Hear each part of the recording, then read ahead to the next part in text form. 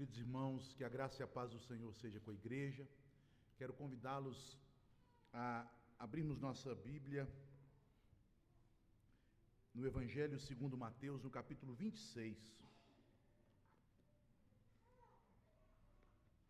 Mais uma vez nós vamos ler e meditar no texto que registra a instituição da primeira ceia, quando o Senhor, na noite em que foi traído, instituiu com os seus apóstolos a primeira ceia. O texto se encontra nos versos 26 a 30 de Mateus capítulo 26. Mateus 26, 26 a 30.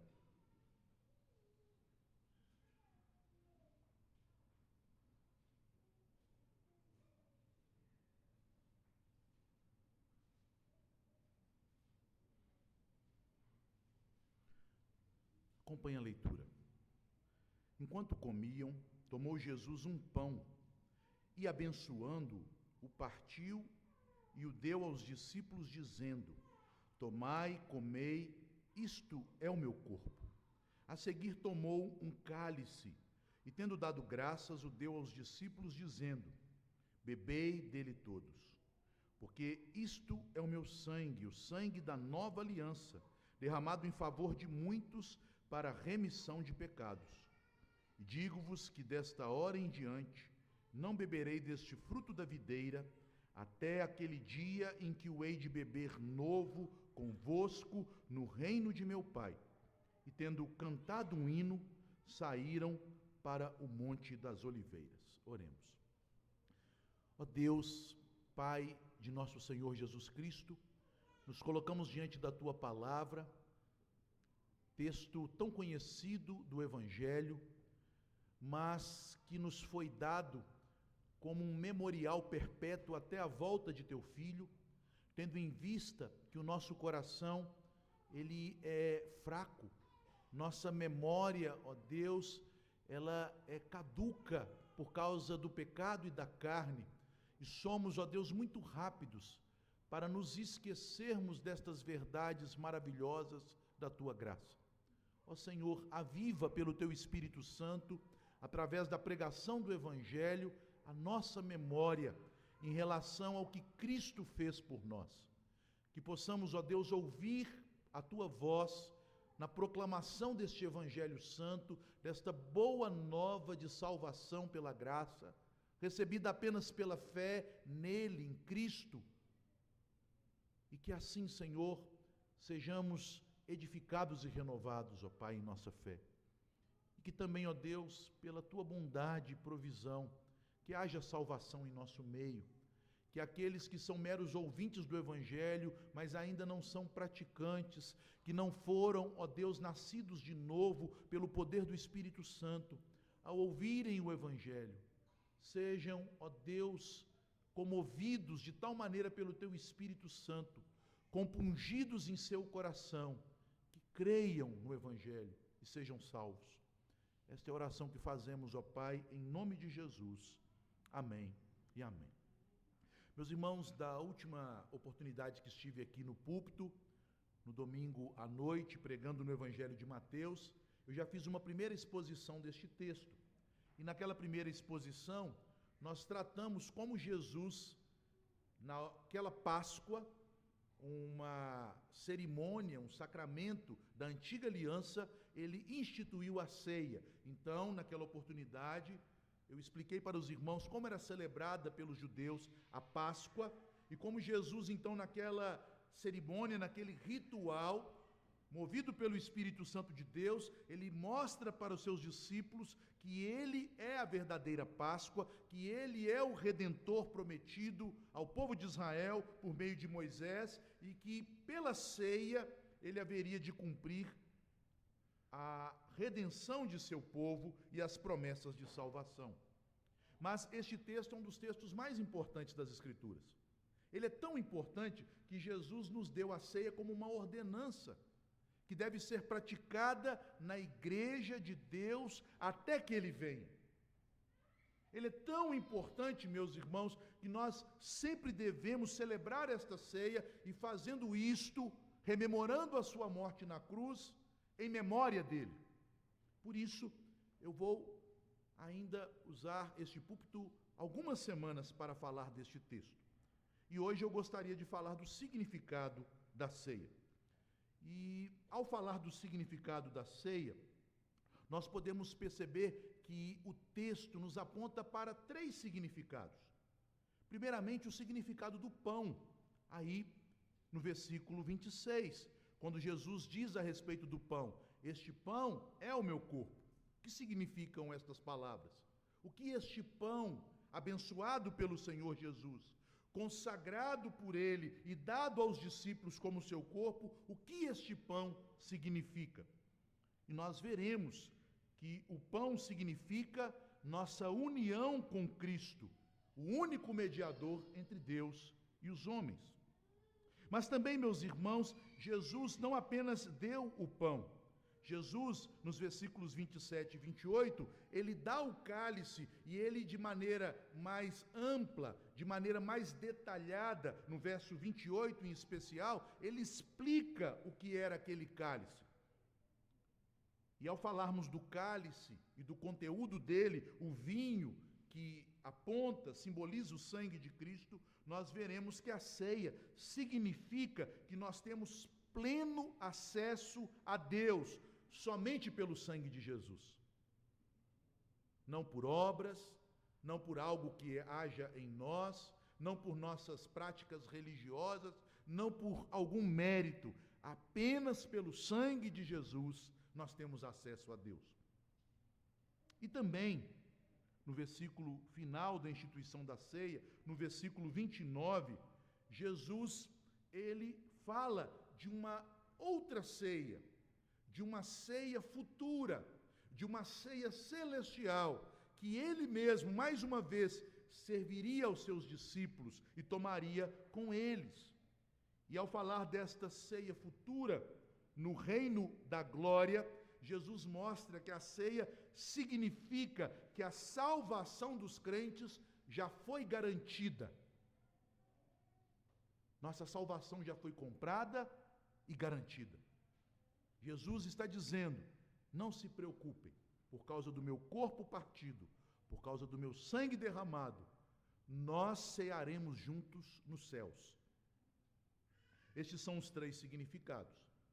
Mas hoje eu vou falar apenas do primeiro, apenas do significado do pão. No próximo domingo, do significado do cálice e, por fim, do significado desta ceia futura na glória celestial, que nós podemos chamar, com um termo teológico, esta ceia escatológica, esta ceia que haverá de se manifestar no último dia. Mas falando, meus irmãos, do significado do pão na ceia. A ceia, nós sabemos, foi instituída pelo próprio Senhor Jesus, conforme nós lemos aqui no verso 26. Enquanto os discípulos comiam a Páscoa, que não era apenas pão e vinho, mas que também, principalmente, tinha como refeição principal o cordeiro pascal, enquanto eles comiam, entre o segundo e o terceiro cálice, já que na Páscoa eram servidos 4 cálices de vinho, cada um deles, já vimos, apontando para uma das promessas dadas por Deus a Israel no Êxodo. Jesus então institui a ceia, que deveria ser guardada pelos seus discípulos e praticada em sua igreja até a segunda vinda do Senhor em glória.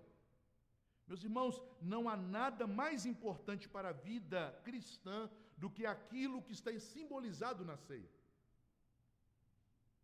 A ceia é uma proclamação visível do Evangelho. É o Evangelho sendo exposto para os nossos sentidos. Porque na ceia, com a palavra da instituição, o Evangelho é proclamado aos ouvidos, com os elementos, o Evangelho é visto e observado pelos nossos olhos, o Evangelho é sentido em seu odor, quando nós sentimos o aroma do vinho que é servido, o Evangelho é saboreado.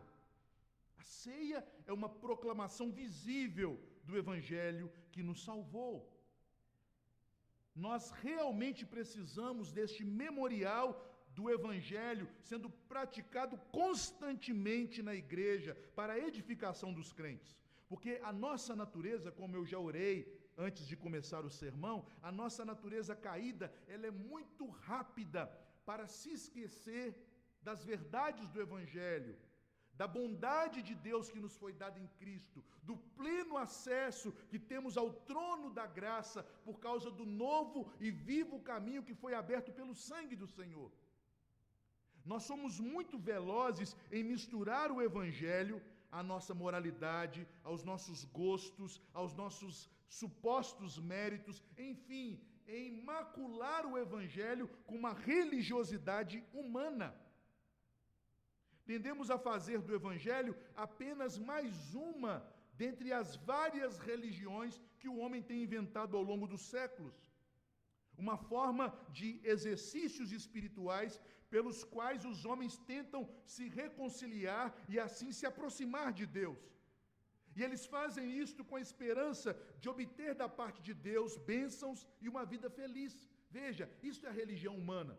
A tentativa do homem de se reconciliar com Deus. Mas isso não é o Evangelho, porque o Evangelho não trata de tentativa, mas de uma obra eficaz. E o Evangelho não fala do que o homem faz, mas daquilo que Deus já fez. O Evangelho não é a tentativa do homem de se reconciliar com Deus, mas é a proclamação de um Deus que se fez homem para se reconciliar com pecadores. Mas nós tendemos a nos esquecer disso. Tendemos, meus irmãos, a nos esquecer que o Evangelho é esta boa nova, de que somente Deus tem poder para salvar pecadores, e que Ele faz isso apenas por um caminho, e este caminho é seu Filho, o nosso Senhor Jesus Cristo. E que o único motivo para Deus nos salvar não se encontra em nós, mas é pela sua graça.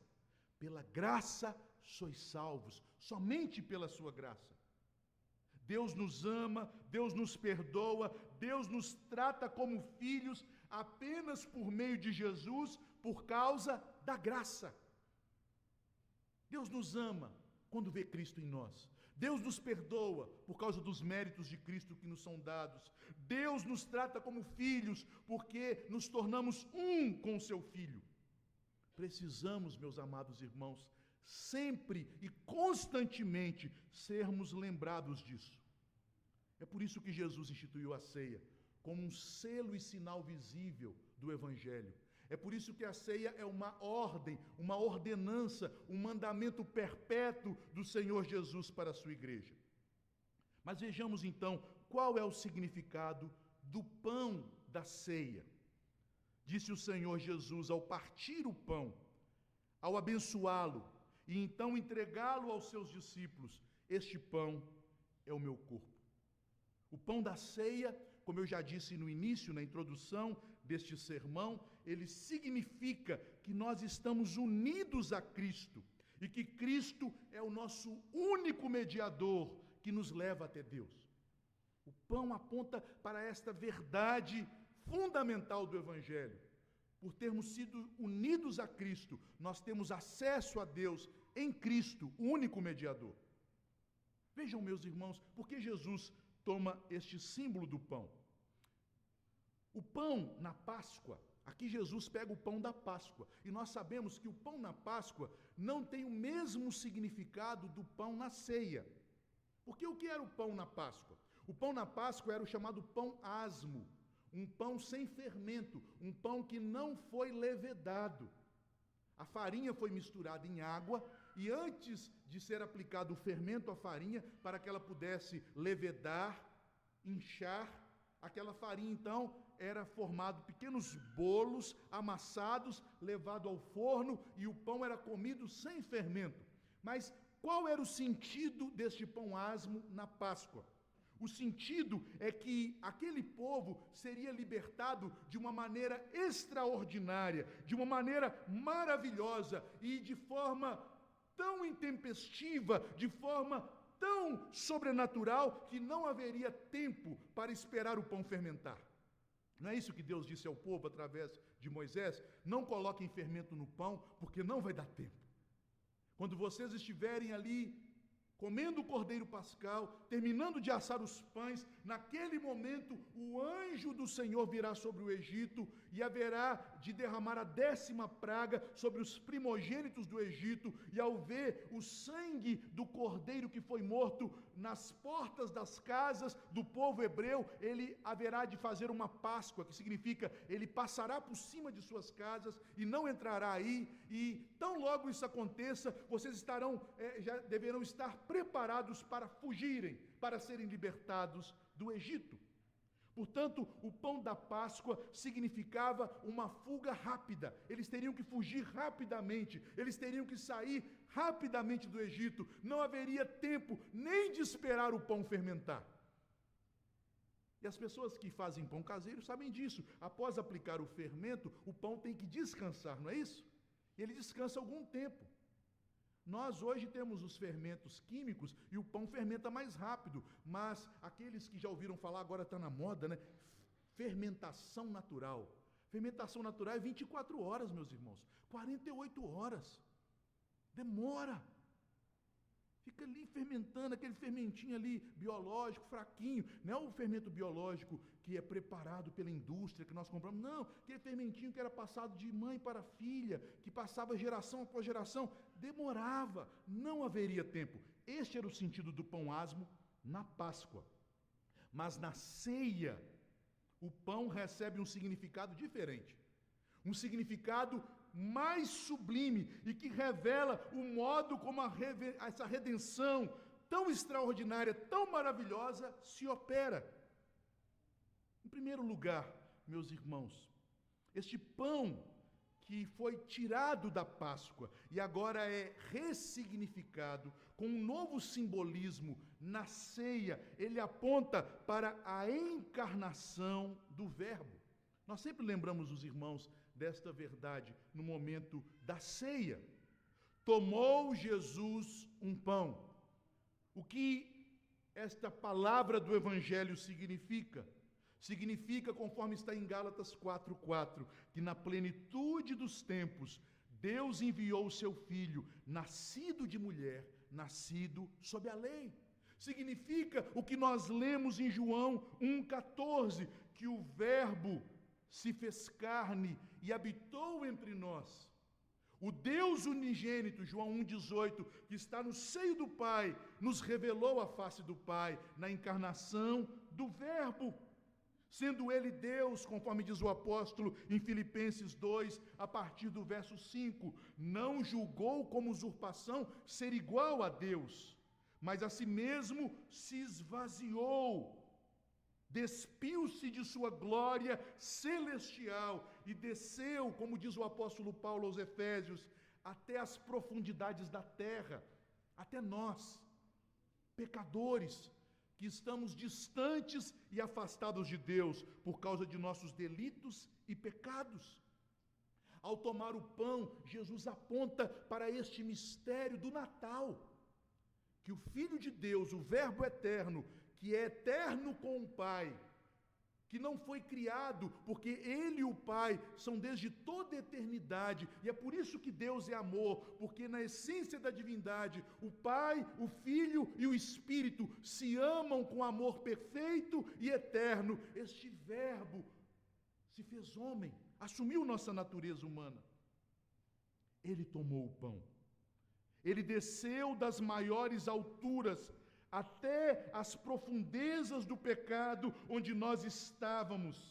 Ele se humilhou até a morte, e morte maldita de cruz, para resgatar o que estava perdido, para buscar a ovelha desgarrada, para encontrar a dracma extraviada.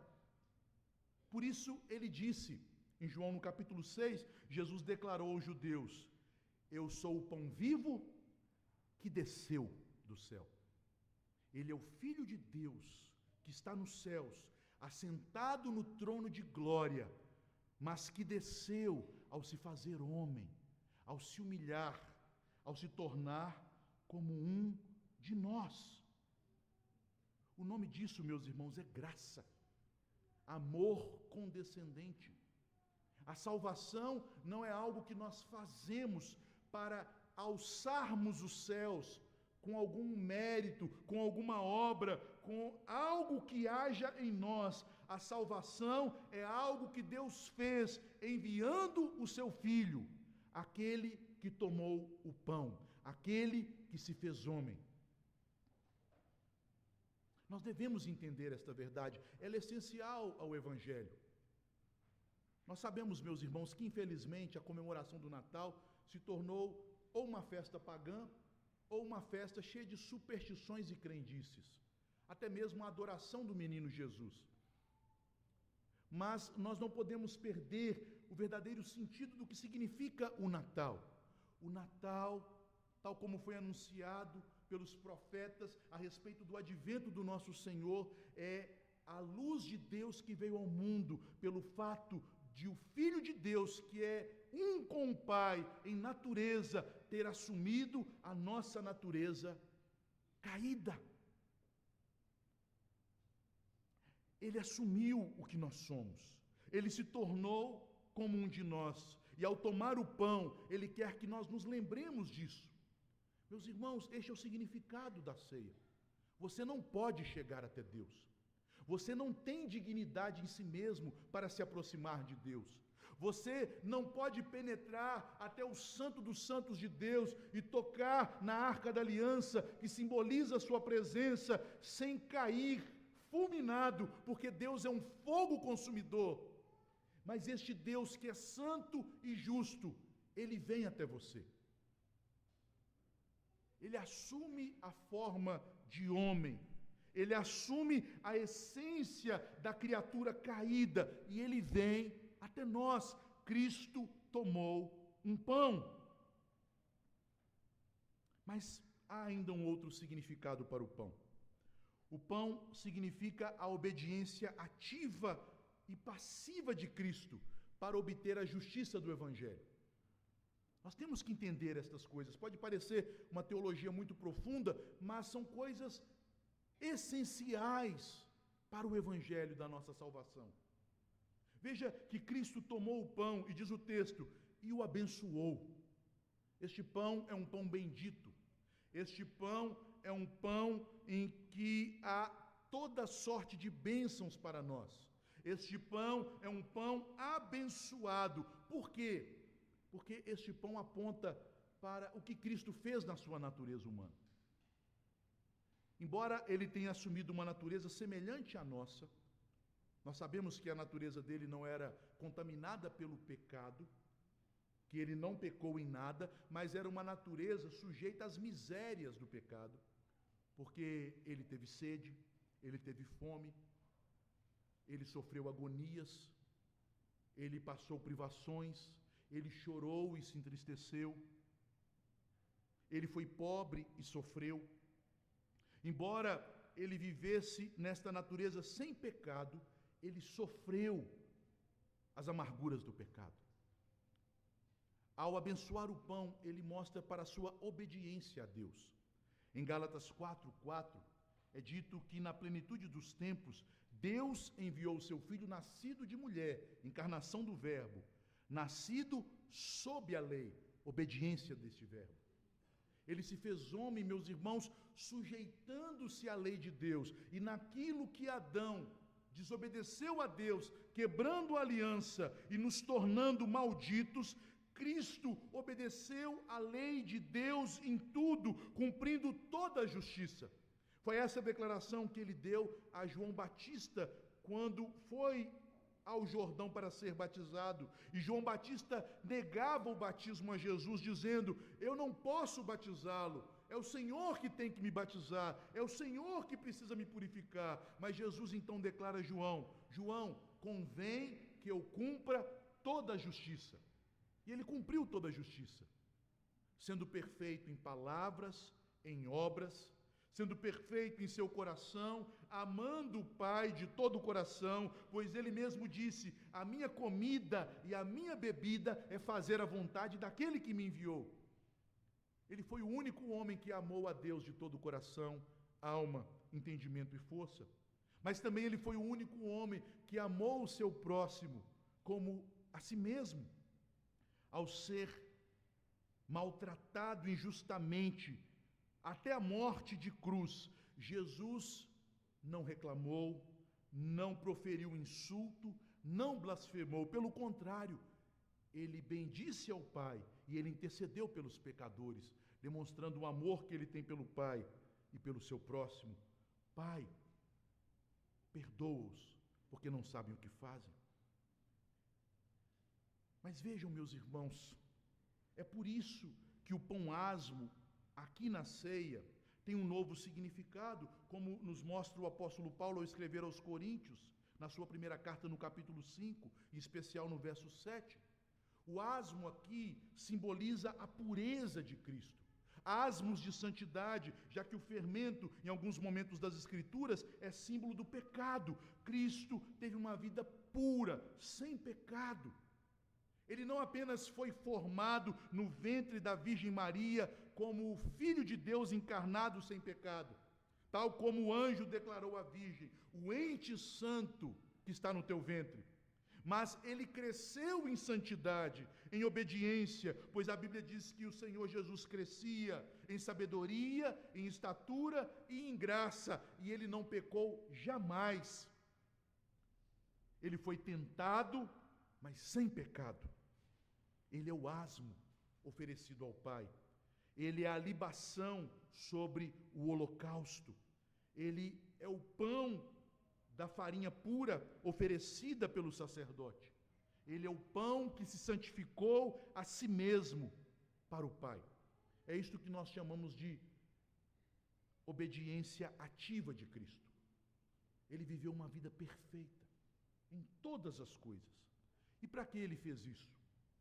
Meus irmãos, alguém poderia animar a viver uma vida perfeita, tal como tentou se animar o jovem rico para obter a vida eterna. Lembram-se daquele jovem rico que aproximou-se do Senhor Jesus e disse: Mestre, o que eu devo fazer para herdar a vida eterna? Jesus então aponta o caminho das obras, já que ele pergunta por obras, o que eu devo fazer? E aí ele diz: conheces os mandamentos? Você conhece? Conheço. Então, se você conhece, cumpre os mandamentos e viverá. Aí ele fala: eu tenho cumprido, desde a minha meninice. Então, só te falta uma coisa, para você ser perfeito em justiça, que é amar a Deus sobre todas as coisas, vende os seus bens e me segue. Ame a mim, que sou Deus, acima dos seus bens. Nós sabemos que aquele jovem rico até se empolgou em tentar buscar os méritos da justiça e da perfeição, tendo em vista a vida eterna. Mas, meus irmãos, por que Cristo obedeceu o Pai em tudo? A Bíblia nos dá a resposta em Filipenses 2, que diz que ele foi obediente até a morte. Ele obedeceu para morrer. Ele obedeceu para se oferecer como um sacrifício perfeito que nos traz a paz.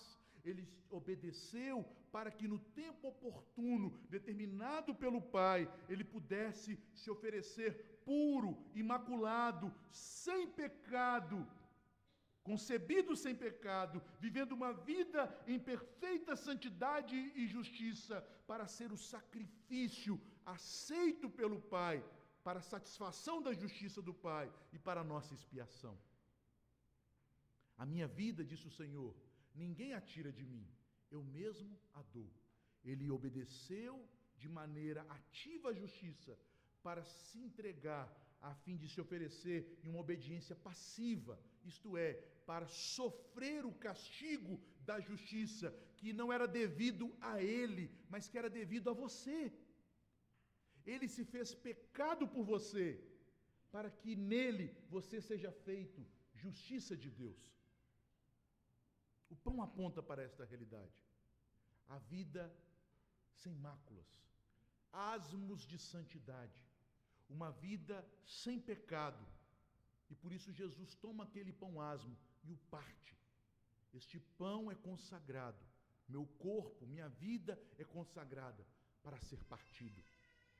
Desde que ele chegou ao seu batismo, manifestando-se publicamente para o seu ministério, esta profecia foi declarada conforme a vontade do Pai sobre ele.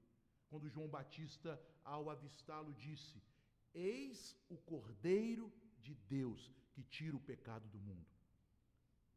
Nossa religiosidade não tira o nosso pecado. Nossos atos de bondade não tiram o nosso pecado. Nada que fazemos tira o nosso pecado. Somente o Cordeiro de Deus, o pão asmo de Deus, o pão da vida que desceu dos céus, somente Ele tira o pecado do mundo. Porque somente Ele viveu uma vida de perfeita justiça e pode se entregar para satisfazer a justiça. Vejam, meus irmãos, que o pão significa a encarnação do Verbo, que o pão significa a obediência de Jesus.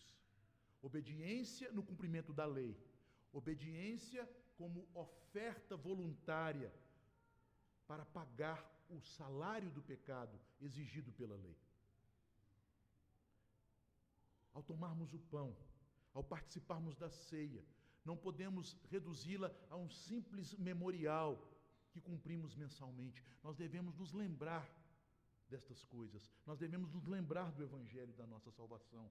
Nós devemos nos lembrar do grande amor de Deus revelado a cada um de nós que cremos, pelo fato do próprio Filho de Deus descer de sua glória, se fazendo homem, para viver uma vida justa e perfeita, e assumindo então as consequências do pecado, sem merecê-las, por você. Por você. Mas veja, há um terceiro significado muito importante do pão. Jesus, ele toma o pão, encarnação do Verbo.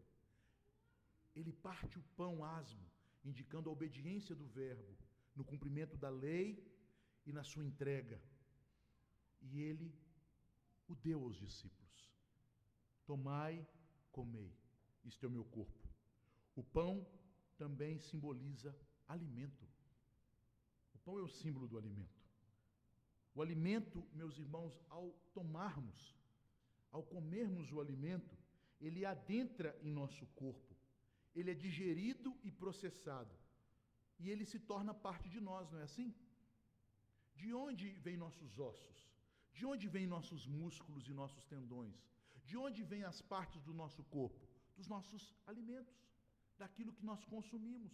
O corpo é formado pelo alimento que ingerimos. É o alimento que nos dá vida, é o alimento que nos dá prazer, é o alimento que nos sustenta, é o alimento que nos alenta. A palavra pão, nas Escrituras, geralmente é usada num sentido figurado, naquela figura de linguagem que nós chamamos de metonímia. O que significa uma metonímia para aqueles que nunca ouviram essa palavra ou não se lembram dela? Metonímia é aquela figura em que nós usamos uma parte para representar o todo. Então, na Bíblia, o pão é uma expressão que significa tudo aquilo que precisamos para viver. Não é assim que Jesus ensinou a orarmos na quarta petição da oração do Pai Nosso, da oração do Senhor? O pão nosso de cada dia nos dai hoje. Você só come pão? O que o pão significa? Senhor, tudo aquilo que eu preciso hoje, me dê. Eu preciso de oxigênio, eu preciso de pão, eu preciso de saúde, eu preciso de alimento. Todas as condições materiais, conceda-me. É o que nós lemos, por exemplo, em Provérbios, no capítulo 30, no versículo 8, este texto tão conhecido dos Provérbios de Salomão, quando ali Agur, ele diz ao Senhor: Senhor, afasta de mim a falsidade, a mentira, não me des nem a pobreza, nem a riqueza, dá-me o pão que me for necessário. Será que Agur está pedindo só pão? O que é o pão necessário? Tudo aquilo que precisamos para o nosso sustento, para a nossa vida. Esse é o sentido da palavra pão, materialmente falando. É isso que nós aprendemos nas Escrituras. Mas na ceia, o pão tem um sentido espiritual e se aplica não à vida do corpo, mas à vida do nosso homem interior, da nossa alma. Jesus declara isso de maneira muito maravilhosa em João no capítulo 6, a partir do verso 54 até o verso 56. Veja o que o Senhor Jesus disse. Ele diz assim: quem comer a minha carne e beber o meu sangue tem a vida eterna, e eu o ressuscitarei no último dia. Pois a minha carne é verdadeira comida, e o meu sangue é verdadeira bebida. Quem comer a minha carne e beber o meu sangue, permanece em mim e eu nele. Obviamente, meus irmãos, que Jesus aqui não está apresentando um ritual de canibalismo. Os cristãos no passado, quando celebravam a ceia, escondidos dos romanos, ali nos subterrâneos da cidade romana, quando eles diziam, comei do pão, ou comei da carne de Cristo, bebei do seu sangue, os romanos pensavam, este povo é canibal.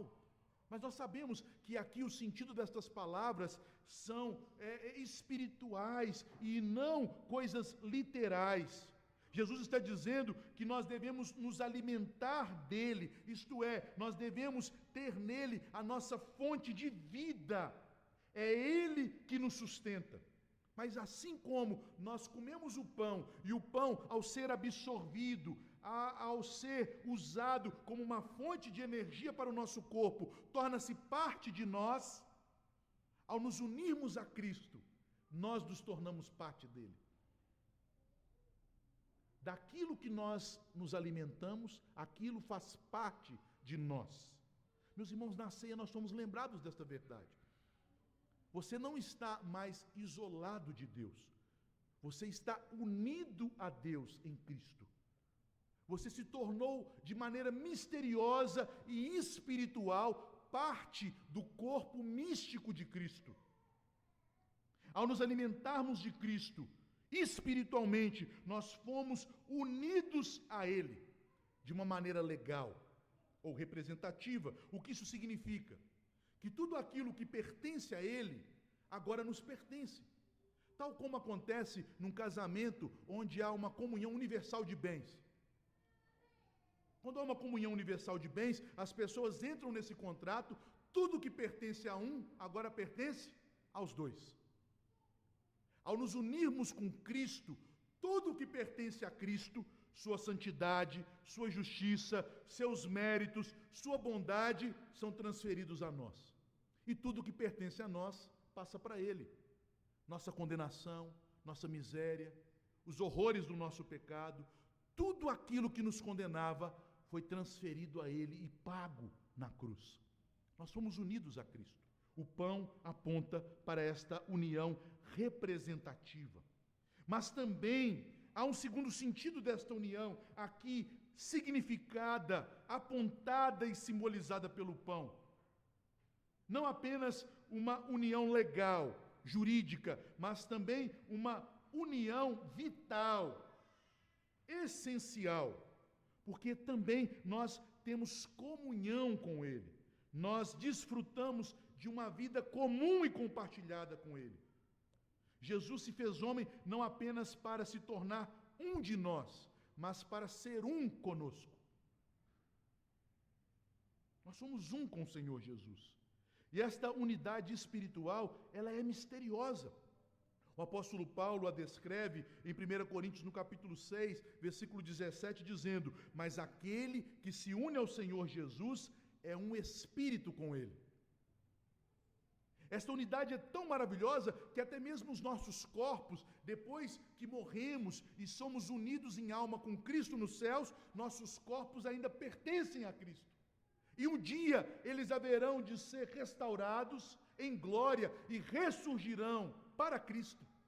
Veja que maravilha. Nós somos de tal maneira unidos a Cristo que nossa alma e nossos corpos pertencem a Ele.